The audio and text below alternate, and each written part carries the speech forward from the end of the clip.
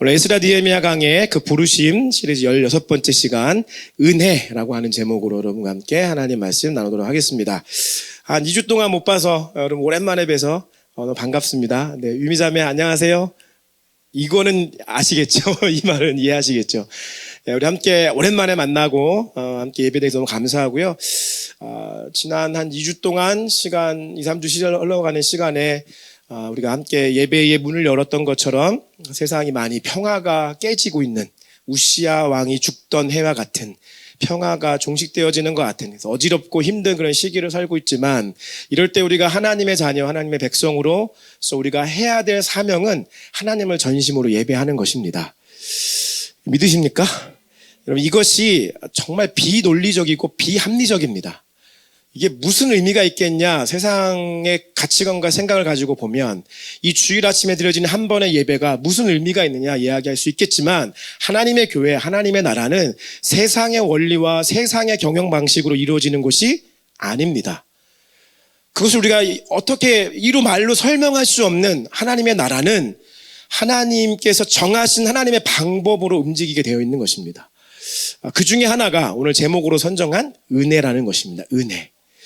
따라하겠습니다. 하나님의 나라는, 하나님의 교회는 은혜로 운영된다. 예, 은혜로 운영되는 것입니다. 은혜로 경영하는 것이고요. 은혜로 살아가는 것입니다. 그래서 오늘 본문의 말씀을 통해서 은혜에 대한 하나님 나라 그 부르심에 대한 말씀들 좀 나누고 싶습니다. 제가 보니까 오랜만에 계신 분도 계시고 새로운 새 가족들도 계셔가지고 이거를 꼭 짚고 넘어가야겠다라는 생각이 들어서 오늘 말씀 시간을 비로소 다시 한번 복습, 우리 기존의 우리 성도들 복습이면서도 사실 제가 필리핀에 있는 2주 동안에 이 말씀을 다시 한번 내 마음에 깊이 새기고 오는 시간이 되었습니다. 그 뭐냐면 왜 우리가 부르심 교회인 줄 아세요? 기억하세요? 왜 부르심 교회죠? 우리 부르심 교회 얘기하는 부르심은 뭐죠? 제일 중요한 얘기거든요. 우리 부르심 교회가 왜 부르심 교회냐면 부르심에는 두 가지가 있기 때문에 그 부르심을 우리가 붙잡고 살아가기 위해서 부르심 교회라고 우리가 이름을 하나님 앞에 올려드리고 우리 공동체로 모이고 있는 것입니다. 우리 믿음의 사람에게는 두 가지 부르심이 있습니다. 첫 번째 부르심은 하나님의 자녀로서의 부르심입니다. 하나님의 자녀로서의 부르심, 하나님의 백성으로의 부르심, 그 부르심은 예배의 부르심입니다. 우리가 예수님 만났다, 내가 하나님의 자녀가 되었다라고 고백하는 것은 우리가 첫 번째 하나님의 부르심을 받아 하나님의 자녀로 하나님의 백성으로 이 땅 가운데 살아가는 첫 번째 아이덴티티를 가지고 살아가는 것입니다. 그것이 예배자요, 그것이 하나님의 자녀로서의 정체성인 것입니다. 두 번째 부르심이 있는데요. 사실 우리 부르심 교회는 첫 번째 부르심인 예배의 부르심을 귀하게 여기고 꼭 붙잡고 살아가지만 신앙생활 공동체로 모여있지만 사실 제가 두 번째 부르심에 더 많은 강조점과 사실 두 번째 부르심 때문에 우리 부르심 교회가 시작이 된 것입니다. 그 두 번째 부르심은 하나님 나라를 위한 부르심입니다. 우리가 하나님의 자녀, 하나님 백성이라고 한다면 반드시 우리는 하나님 나라를 위한 부르심이 있습니다. 그 부르심은 사명자의 부르심입니다. 그 부르심은 선교에 대한 부르심입니다. 제가 한 2주 온라인 예배로 이렇게 필리핀에 들어보니까 첫 주 때 잘 나갔나요, 여기? 들어보니까 잘 나가가지고 사람들이 혹시 녹화한 거 아니냐고 이렇게까지 물어봤다고 하더라고요. 제가 이제 돌아와서 이제 녹화된 영상을 보니까 진짜 잘 나갔더라고요. 자주 할까 봐요. 정말 잘 나갔더라고요. 근데 그곳에 있으면서 제가 예배 드리고 하는데 여러분 온라인 예배가 참 첫 주 한 주는 괜찮게 드렸는데 두 번째부터는 제가 아무리 준비해도 잘 집중력이 이렇게 잘 되진 않더라고요. 물론 부득이하게 지금 가정에서 온라인으로 예배 드리신 분들 계시지만 우리가 의지적으로 현장에 나와서 함께 공동체로서 모여서 예배하는 예배의 사명을 예배의 부르심을 반드시 기억하셔야 되고요. 그것을 어떠한 면에서 우리는 목숨을 걸고 나아가셔야 됩니다. 초대교회가 시작된 이래로 각 세대마다 중요한 세대마다 예배에 대한 위기가 다 있었습니다. 모여서 예배하는 것에 대한 위기감들이 항상 어느 시대에든 지금도 사실 존재하고 있는 것이 많이 있습니다. 북한, 중국, 중앙아시아 이런 데 가면 여전히 예배에 대한 자유롭지 못한 위기들이 항상 도사져 있죠. 그런 가운데서도 생명 걸고 목숨 걸고 예배를 지키기 위해서 예배의 부르심을 감당하기 위해서 나아가는 사람들을 통해서 하나님께서 하나님 나라를 이루시기를 시작합니다. 그것이 사명자요, 그것이 바로 선교라는 것이죠. 제가 고민해 봤어요. 2주 동안 있는 동안에 이것저것 생각이 많이 나잖아요. 하나님 왜 우리 교회를 세우셨을까? 내가 왜 어떻게 하다가 개척을 했지? 다시 이런 부르심과 사명도 다시 한번 생각하면서 이 두 번째 부르심, 등불을 하나님께서 우리 손에 다 들려주셨습니다. 그 등불은 두 번째 부르심이에요. 사명자의 부르심이에요. 근데 이 사명자로서 선교에 대한 부르심 때문에 내가 개척했지, 맞아. 나 그때 여러분 다 아시겠지만 나 선교지 나가려고 선교사로서 우리 교단에서 다 선교사로 파송받을 거 다 행정적으로 다 끝내놓고 나가려고 하는 직전이었고, 일본에서 또 저를 청빙하는 교회가 있었고, 그때 하나님께서 왜 나를 가지 않고 이곳에 남겨주셨지? 그게 바로 선교였지. 그래, 그것이 두 번째 부르심이었지. 그것 때문에 우리가 개척했지. 그것 때문에 우리 교회가 시작해서 5년의 시간들을 걸어왔지. 이거 놓치면 안 되겠다. 이거 멈출 수가 없다. 개중에는 우리 교회 다니시는 분들 중에서 왜 우리 교회 이렇게 선교를 해야 돼요? 라고 궁금하시는 분들도 계실 수 있습니다. 개중에 있으셔야 됩니다. 개중에 있으셔야지 여러분이 되시면 안 됩니다. 그동안 우리 단기 선교 가면서 은혜 많이 받고, 사실 제가 늘 말씀드리자 우리 교회가 여기까지 오게 된 하나님의 은혜는 전 선교라고 믿습니다. 단기 선교 다니면서 은혜 받았고요. 거기에서 매번 힘을 얻어서 여기까지 왔는데요. 단기 선교 2년 정도 안 나가니까 제 마음도 식어지고 우리 마음도 식어지면서 우리의 정체성에 대한 부분들이 다 식어져가는 모습들이 혹시 우리 안에 있지 않는가 점검해 봐야 됩니다. 단기 선교 가니까 재밌지요. 여행의 요소도 있으니까요. 근데 진짜와 가짜는 시간이 지나면서 2년의 시간이 좀 지났는데 지금 아마 구별되기 시작할 거예요. 내 마음에 여전히 그래, 내가 부르신 교회 그 공동체에 속해서 함께 신앙생활하는 이유는 그래, 부르신 교회가 선교하는 교회이기 때문에 빌라델비아 교회처럼 적은 능력을 가지고도 선교하겠다고 나아가는 공동체이니까 내가 여기에 있었지 라는 고백이 여러분의 고백이라면 맞아요. 여러분은 우리 교회의 성도 맞습니다. 근데 이 두 번째 부르심이, 이 사명이 식어버리면, 이것이 없어지면 사실 우리 교회가 존재하는 목적을 잃어버리는 것입니다. 사랑하는 여러분, 이곳에 있는 우리 청소년들도 마찬가지고, 다시 한번 우리가 주님 앞에서 이 주일 예배를 드리는 이 순간에 제가 첫 번째 우리 교회의 어노인팅 주자로서 선포합니다. 우리 부르신 교회는 선교하는 교회입니다. 이 두 번째 부르심을 확고히 붙잡고 살아가는 거예요. 이거 포기하지 않을 거고요. 이것 때문에 우리가 여기 모여 있는 거예요. 이점주 선교사님 기억하시죠? 이점주 선교사님 필리핀에 계신 선교사님이신데 제가 굉장히 좋아하는 분입니다. 싱글 여자 선교사님으로서 지금도 참 제가 아주 좋아하고 존경하는 선교사님인데 항상 저한테 얘기해요. 홍 목사, 나는 나를 후원하는 선교가 후원자들이 끊기면 난 그게 하나님의 선교 그만하라고 하는 사인으로 알 거야.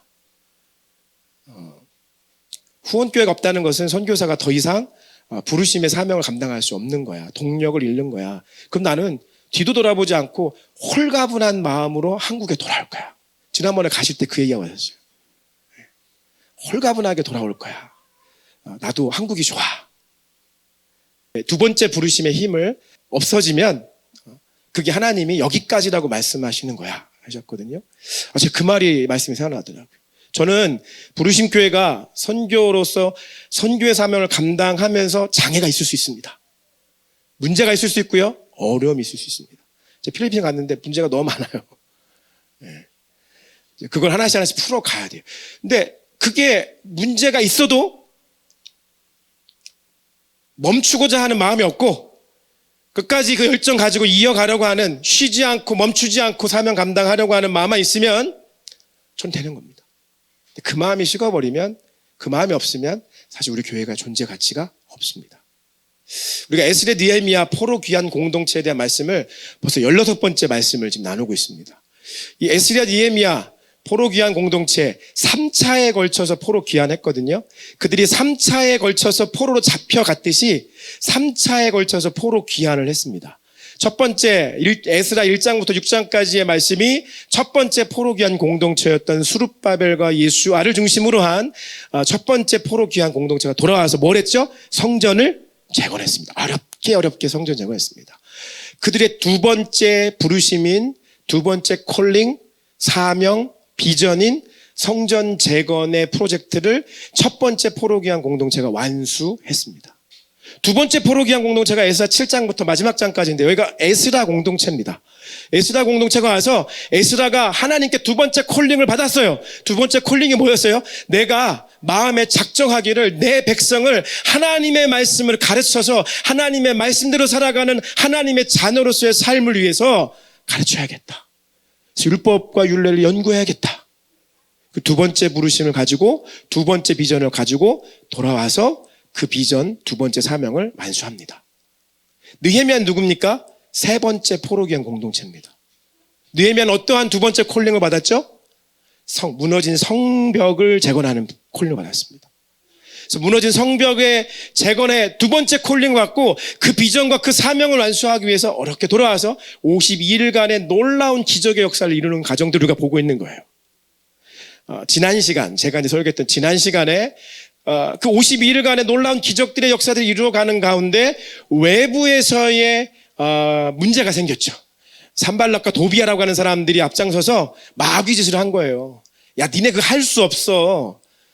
니네 가지고 있는 능력으로 안 돼. 야, 거기에 사슴 하나 올라가면 다 무너질 것 같아. 조롱과 비난과 이성적인과 합리성을 가지고 끊임없이 공격합니다. 안 된다고요. 산발락과 도비아가 그렇게 얘기를 했죠. 근데 느헤미야 공동체 어떻게 했습니까? 기도로 이겨냈습니다. 다 무릎 꿇는 거예요. 하나님의 사람들은, 하나님의 공동체는 위기가 왔을 때 다 무릎 꿇는 거예요. 기도하는 거예요. 그래서 그 위기들을 이겨냈습니다. 그리고 오늘 다시 본문의 말씀이 시작되어지는 5장의 말씀입니다. 이 5장의 말씀, 사실 제가 오늘의 제목을 은혜롭게 은혜로 정했지만 사실 첫 번째 제목은 내부자들이었습니다. 내부자들. 왜냐하면 적은 내부에 있기 때문이었습니다. 내부자라는 영화 아시죠? 네. 부정적인 의미인데요. 적은 항상 내부에 있는 거예요. 외부에 강력한 골리앗처럼 커 보이는 큰 장수가 내 앞에 보인다 할지라도 외부의 적은 기도로 하나님의 역사를 이겨낼 수 있는데 내부의 적이 감당이 안 되는 거예요. 느헤미야 공동체 가운데 열심히 성벽을 재건하고 있는 두 번째 콜링을 이루고 있는 그 시간 가운데 내부에서 문제가 생기기 시작했습니다. 내부의 문제점이 발견되기 시작했습니다. 제가 말씀을 좀 묵상하면서 제목을 은혜로 바꾼 이유는 이게 은혜다라는 생각이 들었기 때문에 그렇습니다. 뭐냐면 따라하겠습니다. 문제를 발견하는 것이 은혜다. 문제가 발견되는 것이 은혜인 줄 믿으시길 축복합니다. 공동체가요, 공동체 안에 문제가 없을 수가 없어요. 홍정표 목사랑 한 명의 사람에 문제가 없을 수가 없어요. 장점도 뚜렷하지만 단점도 뚜렷해요. 우리 각자 안에 그런 문제가 있습니다. 문제가 발견되지 않고 넘어가는 것이 하나님의 은혜가 아닙니다. 다. 문제가 있을 때 문제가 발견되어지고요. 문제가 드러나는 것이 하나님의 은혜입니다. 제가 지난 5년 동안의 시간들을 되돌아보니까 문제가 없지 않았어요. 문제가 다 있었는데요. 그 문제가 가만히 보니까 그 문제가 우리를 키우고 우리를 성장하게 하는 거였더라고요. 그리고 그 문제 때문에 기도하게 되고 그 문제 때문에 가슴 아파하고 그 문제 때문에 하나님 앞에 매달려 하나님 앞에 은혜를 구하게 되는 거예요. 여러분, 문제가 발견되는 것도요, 하나님의 은혜예요. 그리고 문제가 발견되는 것도요, 그 공동체의 건강함이에요. 저는 우리 부르심교회가 앞으로 5년, 앞으로의 또 5년 가운데 문제가 또 드러날 줄 믿습니다. 문제가 마구마구 드러나야 됩니다, 사실. 지금 중요한 것은 뭐냐면 하나님이 그 문제를 드러나게 하시는 공동체 가운데 하나님의 은혜는 뭐냐면 그것을 통해서 그 공동체를 더욱더 건강하게 하고 성숙하게 한다는 것입니다. 느헤미야 공동체 가운데 내부에 문제가 생겼다고 말씀드렸어요. 1절부터 5절 말씀해 보니까 특별히 아내들이, 역시 주부들의 힘이 커요. 역시 데모는 아주머니들이 모여서 하셔야 되죠. 주부들이 모여서 피켓을 들기 시작하면 그게 그렇게 무서운 거예요. 아내들이 모여가지고 막 외치기 시작하는 거예요. 52일 동안 성벽을 재건하면서 열심히 그 비전만 바라보고 내가 내 삶을 희생하고 열심히 일을 했는데, 이거 살다 하다 보니까 이거 못 해먹겠다 이거예요.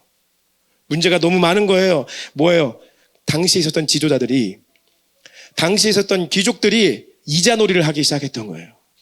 그리고 때마침 경제적인 위기가 왔어요. 흉년이 들었어요. 흉년이 드는 상황 속에서, 이 경제적인 위기 속에서 지도자들은, 사회 리더십들은 오히려 그것을 가지고 이자놀이를 해요. IMF를 겪어보신 분들은 아시겠지만, IMF가 할 때 저희 집도 저희 어머니가 다 뭐 했어요? 집에 있는 온갖 금 가지고 와가지고, 금 모으게 해가지고, 저희 어머니도 이 집에 있는 없는 거 다 가지고 다 했거든요. 서민들은 열심히 그렇게 참여하는데, 그때 돈 많은 사람들은 어떻게 했어요? 가만히 뒷짐지고 더 부자가 됐어요. 거꾸로 올라가는 거죠, 거꾸로. 똑같았어요. 이 경제적인 위기 속에서 리더십들이, 지도자들이 그러한 행동을 하고 있었어요. 그러면서 이자놀이를 하고 있는 거예요. 더욱이 페르시아에게서 과증한 세금이 물어져서, 또 보니까 어떤 사람이 말하기를 우리 밭과 포도원 집이라도 다 저당 잡혀가지고 흉년의 곡식을 얻고자 했고, 어떤 사람은 그것을 다 팔아서 왕에게 세금을 바쳤고, 하다 안 되니까 내 딸들, 내 아들을 다 사람들의 종으로 보낼 수밖에 없는 상황이 됐다는 거예요. 참다 안 되니까 들고 일어난 거예요. 근데 느헤미야가 이런 사실을 잘 몰랐어요. 그래서 6절 말씀에 참 재밌는 표현이에요. 내가 백성들의 부르짖음과 이런 말을 듣고 크게 노하였으나, 충격을 받은 거예요. 크게 노하였으나 참 느헤미야가 멋있는 사람이에요. 7절에 깊이 생각하고, 크게 노하였으나 깊이 생각하고, 귀족들과 민장들을 꾸짖어 그들을 모아놔서 얘기하기 시작하는 거예요. 너희들이 이자를 취하는 것이 옳지 않도다. 어떻게 보면 이자를 취하는 것은 세상의 원리에서 가장 합리적인 거예요. 그렇죠? 돈을 빌려주고 돈을 꾸었으면 그거에 합당한 대가를 지불하는 것이 세상의 원리예요. 제가 틀린 말 합니까? 여러분, 은행에서 여러분 융자를 받으면 이자를 내야죠. 이게 세상의 원리예요. 빌린 사람은 돈을 내야죠. 당연한 거였어요. 지금 당연한 얘기인데, 이 당연한 얘기가 서두에 말씀드린 것처럼 하나님의 나라가 이 세상의 경영의 원칙에 의해서 움직이는 것이 아니라 하나님의 나라는 다르다는 거예요. 레위기의 말씀에서는 이것이 틀린 거였어요. 세상에선 당연한 이치고 당연한 원리지만, 이자놀이 하는 것이 당연한 것이지만, 레위기의 법에 의하면 절대로 이자놀이 하지 말아라. 꾸어줄 것 같으면 그냥 꾸어줘라. 레위기의 법전에 의하면 이것이 절대로 합당하지 못한 일들이었습니다. 하나님께서 두 번째 콜링, 무너진 성벽을 재건하는 느헤미야 공동체를 보면서 기뻐하셨어요. 내가 너희를 기뻐한다, 느헤미야야. 내가 너희 공동체를 너무 기뻐해. 그런데 내가 너희 공동체를 기뻐하고 즐거워하는데 너희 안에 문제가 있어. 그 문제가 뭔지 알아? 너희 지도자들이 하나님의 말씀을 떠나서 세상의 원리와 원칙으로 하나님의 나라를 세우려고 한다 라고 하나님께서 드러내시는 거예요. 그래서 하나님께서 그 문제점을 드러내시면서 느헤미야 공동체가, 이스라엘 백성들이 다시 한번 하나님의 공동체로서 온전하게 하나님의 율법과 율례에 맞춰 살아갈 수 있게, 하나님의 나라를 이룰 수 있도록 하나님께서 문제를 들추어 내시는 것이죠. 문제가 드러나는 것이 하나님의 은혜입니다. 제가 한번 몇 번씩 간증했듯이, 제가 풀타임으로 선교지에서 선교할 때 크게 고생을 좀 많이 했습니다. 크게 이제 고생을 좀 많이 했었는데, 그 중에 하나가 이제 저희 가족적으로는 큰 돈을 사실 필리핀 현재 그 선교사님한테 그냥 크게 잃게 되어지는 시간이 있었습니다. 이루 말할 수 없는 금액인데요. 큰 금액이었습니다. 참 얘기가 참 못할 정도로 제 인생에 상상할 수 없는 큰 금액들이었습니다. 그때인데, 하지만 그 가운데 제가 있을 때 전혀 알지 못했습니다. 이거 어떠한 문제가 있는지를 전혀 알지 못했습니다. 근데 하나님의 역사가 참 재밌어요. 지금도 생각하면 너무 재밌는 게 뭐였냐면, 제가 그 선교지의 한 중심에 있을 때 데리고 있었던 학생들이 있었거든요. 그중에 아직도 기억나요. 초등학생. 제가 설교 준비하면서 애 이름이 기억이 안 나더라고요. 어디 도시에서 잠깐 오는 애인데 저희들이 이렇게 아주 예배도 많이 드리고 기도도 많이 하고 막 그 초등학생들이 막 기도하다가 막 방언받고 막 그래서 막 하는 역사가 일어났었거든요. 근데 그 중에 한 애가 어느 날 꿈꾸고 와서 저한테 오는 거예요. 목사님 그러면서 목사님 어젯밤 꿈에 목사님 나타났어요. 그러는 거예요. 그래서 제가 그래? 복권을 사야 되나? 막 이러고 있었는데 그 친구가 하는 얘기. 근데 목사님 어제 목사님께서 뭐라고 하셨냐면 저희 기숙사에 저희도 다 같이 있는데 저희한테 얘들아 다 빨리 나와! 그러는 거예요. 다 나오라고. 빨리 학교부터 나오라고. 다 나오라고 얘기하면서 그 다음에 무슨 일이 있었냐면 거기에 폭탄이 떨어지더래요. 폭탄이 떨어져서 폭탄이 떨어져가지고 거기가 꽝 하고 다 박살로 날아가고 목사님이 저희들 막 불러가지고 데리고 나가가지고 저희들은 살았어요. 초등학교가 꿈꾸고 이상한 꿈이 자고 나가고 오는 거예요. 그래서 이게 뭔 일인가 진짜 싶었어요.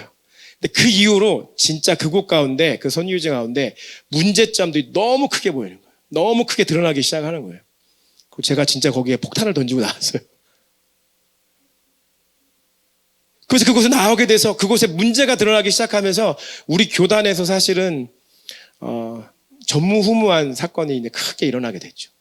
그래서 우리 교단에서 선교지에서 정말 전무후무한 일들이 벌어지면서 크게 이루 말할 수 없는 제가 다 표현할 수 없는 일들이 큰 핵폭탄과 같은 일들이 터지게 되었습니다. 근데 되돌아보면요, 그것이 하나님의 은혜예요. 그 문제를 발견하지 못하고 계속해서 그곳에 있었다고 한다면 저는 끊임없이 속고 또 속아서 평생을 아마 속아 있는 채로 그 시간들을 다 보내게 됐을 것 같아요. 근데 하나님께서 그 문제를 드러내시면서 비록 힘들고 어렵지만 그 일들을 통해서 하나님께서 하나님의 일들을 이루시는 것들을 제가 경험하게 되는 것이죠. 그 이후로 제가 어떻게 된지 아십니까, 여러분? 너무 스트레스가 받아요. 그 이후에 제가 간 곳이 어디냐면 몬틴루파예요. 우리 이제 선교지한 MCA가 있는 곳에 제가 한국 선교사한테 크게 뺨을 그냥 맞고 이제 오갈 데가 없는데 받아준 것이 그 몬틴루파에 있는 우리 MCC 교회, MCA 학교였어요. 그곳에 가서 1년 조금 넘는 시간들을 있는 동안에 이번 뭐 사역적인 열매를 지금 보니까 너무나 많이 큰 열매를 하나님 주셨지만 그때는 그런 것도 몰랐어요. 너무나 힘들고 그 문제가 드러난 것이 제게 너무나 고통스러운 일이었어요. 제가 그 시간을 나와서 몇 개월을 보내는 시간에 아무것도 할 수 없었어요. 심지어는 자다가 제가 졸도하는 경우가 생겨났어요. 배가 너무 아픈 거예요. 막 창자가 뒤틀리는 듯한 고통이 너무 심해가지고 제가 자다가도 몇 번 깨서 막 뒹굴기 시작했어요. 근데 거의 뭐 의료적인 여건들이 충분하지 못하니까 어디 한 군데 제가 마음껏 가보지 못하고 눈물을 삼키면서 몇 개월을 보냈어요. 근데 그런 시간들이 계속해서 몇 번씩 반복하는 거예요. 자다가 너무나 제 극심한 이 고통 때문에 깨서 뒹굴다가 기도하다가 잠잠해지면 조금 몇 시간 뒹굴다가 시간 보내고 몇 시간 뒹굴다가 시간 이러기를 몇 차례 반복했어요. 너무 아팠어요.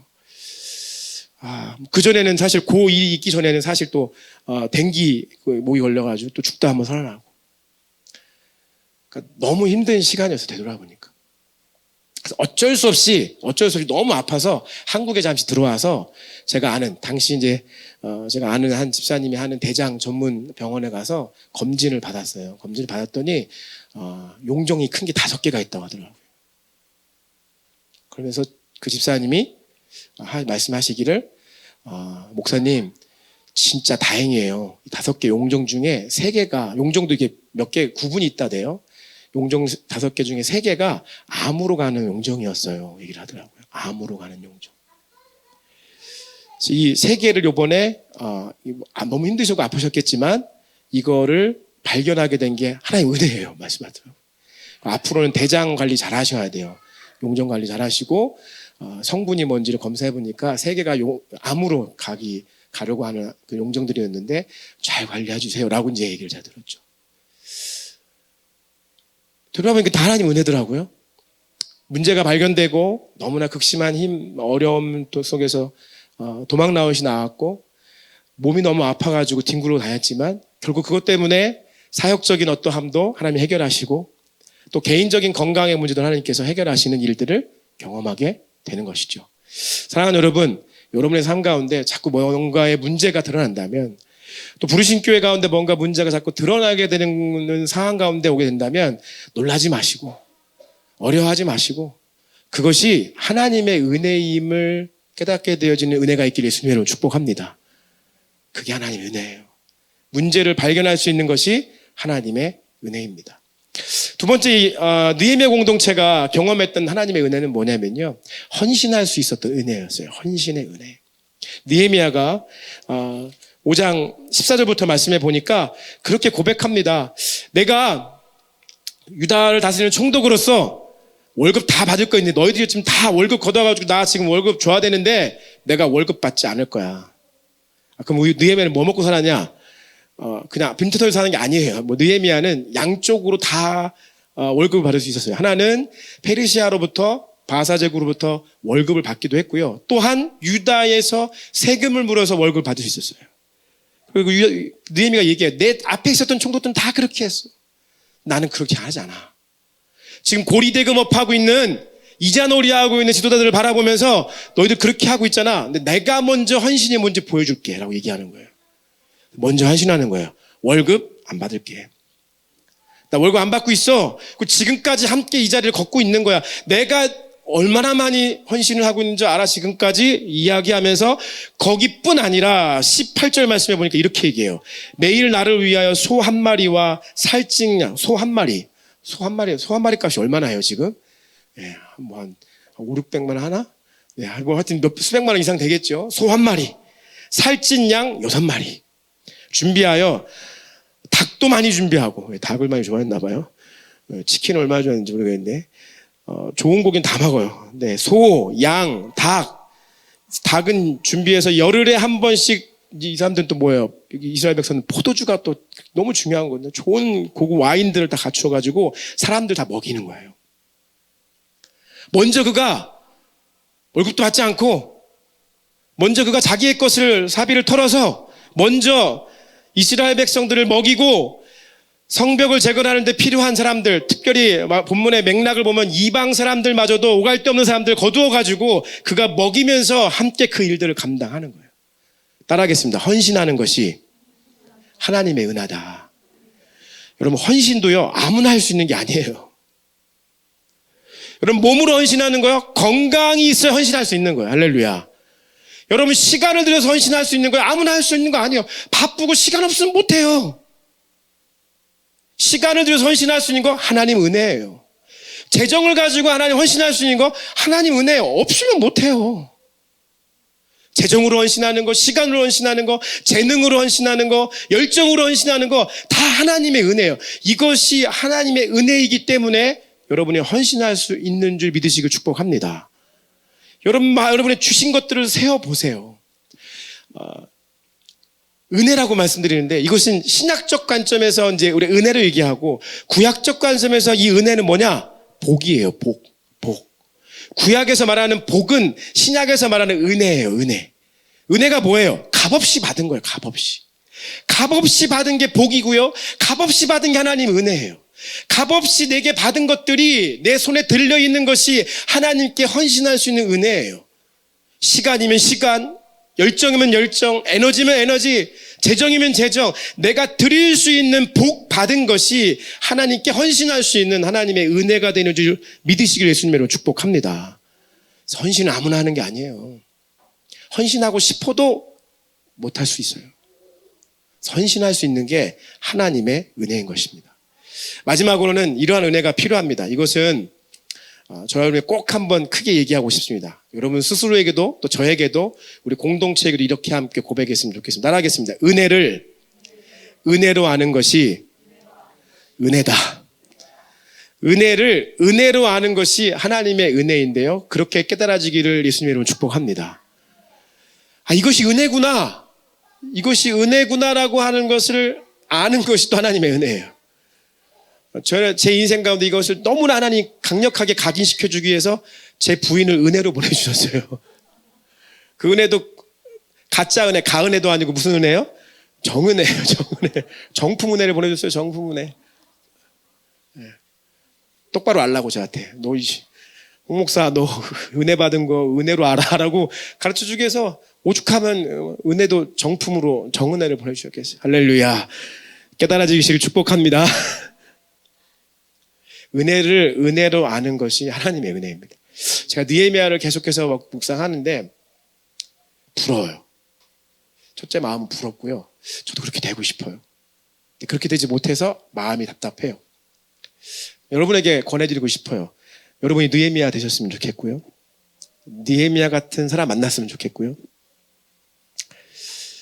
왜 느헤미야가 부럽냐면 19절 말씀에 느헤미야 이런 말을 다 하고 그가 얘기하는 거예요. 내 하나님이여, 내가 이 백성을 위하여 행한 모든 일을 기억하사 내게 은혜를 베푸시옵소서. 느헤미야는 은혜가 뭔지 아는 은혜로운 사람이었어요. 아, 이게 하나님 은혜구나. 내가 유다의 총독이 돼서 세 번째 포로 귀환 공동체를 이끌고 여기까지 온 것도 하나님의 은혜고, 여기에서 52일간 무너진 성벽을 재건하는 과정 속에서 이런 기적적인 역사를 보는 것도 하나님의 은혜고, 내가 이스라엘 백성들 공동체에게 월급 받지 않고도 내가 가지고 있는 사비를 털어서 이들에게 베풀 수 있는 것도 하나님의 은혜고, 내가 이들에게 말도 안 되는 얘기를 해도 이들이 아멘 하고 하나님 찬양하면서 따라오는 것도 하나님의 은혜고, 이 무너진 성벽이 52일 동안 지어지고 있는 이 모습들을 보면서도 은혜고, 한 손에는 창과 한 손에는 칼을 들고 있고 한 손에는 곡괭이와 낫을 들고 있으면서 일을 하면서 싸움을 하는 것도 하나님의 은혜고, 산발락과 도비아가 나한테 우리를 비난하고 조롱하여도 멈추지 않고 선교하고 두 번째 부르심 통해 나아가는 것도 하나님의 은혜고, 다 하나님의 은혜구나. 느헤미야는 알았어요. 우리 안에 문제가 드러나는 것도 하나님의 은혜고, 내가 이렇게 헌신할 수 있는 것도 하나님의 은혜고, 그래서 그 은혜가 은혜로 보이는 거예요.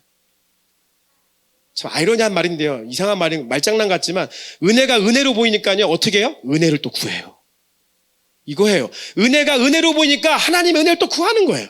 하나님, 지금까지 내가 하나님의 은혜로 이러한 문제점 속에서 여기까지 돌아왔습니다. 그리고 하나님의 은혜로 이렇게 헌신할 수 있어서 감사합니다. 이게 다 하나님의 은혜였습니다. 그래서 제가 또 구합니다. 하나님 은혜 주세요. 복 주세요. 자, 이 헌신 감당할 수 있도록, 이 두 번째 부르심 감당할 수 있도록, 이 사명의 부르심 감당할 수 있도록, 이 부르심 교회가 하나님의 교회, 하나님의 온전한 부르심 속에서 온전하게 세워질 수 있도록 그 길 걸어갈 수 있도록 은혜를 주세요 라고 기도하는 것이죠. 그래서 은혜는요 끊임없이 흐르는 거예요. 경제원 선순환 되는 거예요. 선순환. 은혜는 계속 흐르는 거예요. 아, 이것도 하나님의 은혜여서 그 은혜로 내가 감사하고, 그래서 내가 또다시 하나님의 은혜를 구하는 거예요. 하나님의 은혜를 구하니까 또 하나님의 은혜가 와요. 그래서 또 하나님의 은혜를 가지고 또 내가 헌신하고 또 하나님 부르심대로 살아가는 거예요. 그걸 그러니까 또 하나님 은혜를 구하게 되는 거예요. 여러분 거기서 기도하시면서 나 이 정도 받은 은혜로 족해서 이제 더 이상 은혜를 구할 필요가 없다고 생각하시면 여기 계십니까 혹시? 저를 포함해서 여기 있는 모든 사람들 중에 하나님의 은혜가 필요 없으신 분들 계신가요? 지금도 하나님의 은혜가 필요해요. 지금 이 순간도 하나님의 은혜가 필요하고요. 앞으로도 하나님의 은혜가 필요해요. 평생 주님 품에 안기는 그날까지 우리는 하나님의 은혜가 없이는, 하나님의 은혜가 아니고는 살 수가 없습니다. 이게 은혜를 은혜로 아는 자가 누리는 은혜로운 삶인 것입니다. 사랑하는 우리 부르신 교회, 우리 모든 형제자매 여러분, 우리 모두가 하나님의 은혜를 깨닫고 은혜로 살아갈 수 있는 저와 여러분 되시기 예수님의 이름으로 축복합니다. 하나님의 은혜가 은혜임을, 주님 제게 은혜를 베풀어 주십시오 라고 고백할 수 있는 저와 여러분 되시기 예수님의 이름으로 축복합니다.